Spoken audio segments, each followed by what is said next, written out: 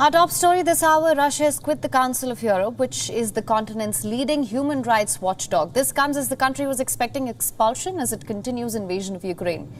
Russia's decision comes hours before members were due to vote on the country's expulsion from the group, which could have had concrete consequences.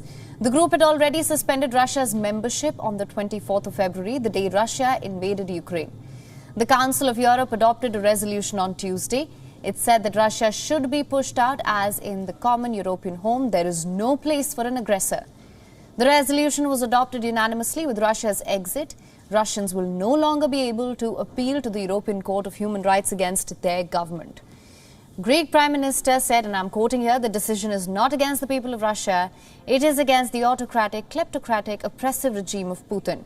Russia, on the other hand, has accused Western countries of undermining the human rights body. The Pan-European group was founded in 1949. It was tasked to uphold human rights and the rule of law since its formation after the World War II. Russia joined the group in 1996. It has become the second country to leave the group. First country to do so was Greece in 1969. It had also left the group to avoid expulsion. However, it rejoined the group after restoring democracy 5 years later.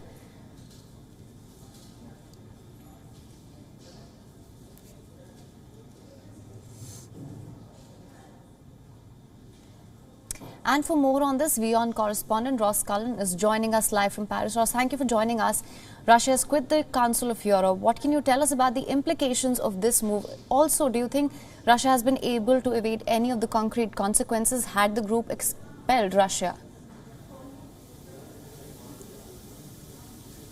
Yes, the Council of Europe is headquartered here in France on the eastern border of the country in the city of Strasbourg on the German border. The Council of Europe is the top rule of law and human rights body across the whole continent. It is separate from the European Union. It included Russia up until this latest episode now, with Russia's membership being suspended and then Russia saying it wanted to leave and then Russia saying it is going to leave, and also the Council of Europe unanimously voting to exclude Russia from the organisation. It means that the European Convention of Human Rights will no longer apply to Russia, and Russian citizens will no longer be able to apply for their hearing at the European Court of Human Rights as well, also located in Strasbourg. So that means that the latest international institution now, which Russia has been excluded from, the impact also becoming diplomatic when it comes to human rights and the rule of law, with this decision by the Council of Europe to vote to exclude Russia.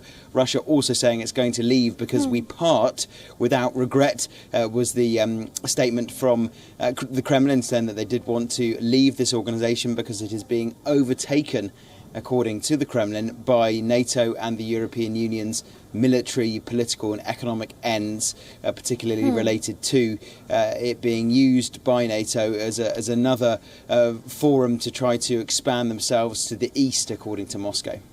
Right. Also, Ross, how do you see the impact of this on the ongoing conflict in Ukraine, if any? We heard the Ukrainian Prime Minister address the Council of Europe. Yes, it was meant to be the Ukrainian President, Volodymyr Zelensky, but he is obviously dealing with a war at the moment in his country. He dispatched the Prime Minister to address the Council, and Denis Shmyhal said that Ukraine is a member of the European family, but Russia is not. Well, I urge you to expel Russia from this institution. And the Council of Europe did say that when a red line has been crossed, that means that there has to be consequences to that. Russia has been invading another country, another member of the Council of Europe, and so there have to be consequences. And now we do see Russia leaving the Council of Europe. It means that there could be the re-establishment of the death penalty in Russia. The capital punishment moratorium came in 1996. There have been no executions since 1996, and that's one of the conditions of being a member of the Council of Europe, abolishing the death penalty. Russia has said, and we know that Dmitry Medvedev, the former president, has said that they could re-establish the death penalty for the most serious crimes in Russia now that it's left the Council of Europe. All right, Ross, thank you so much for joining us with all the updates on this. WION is now available in your country. Download the app now. Get all the news on the move.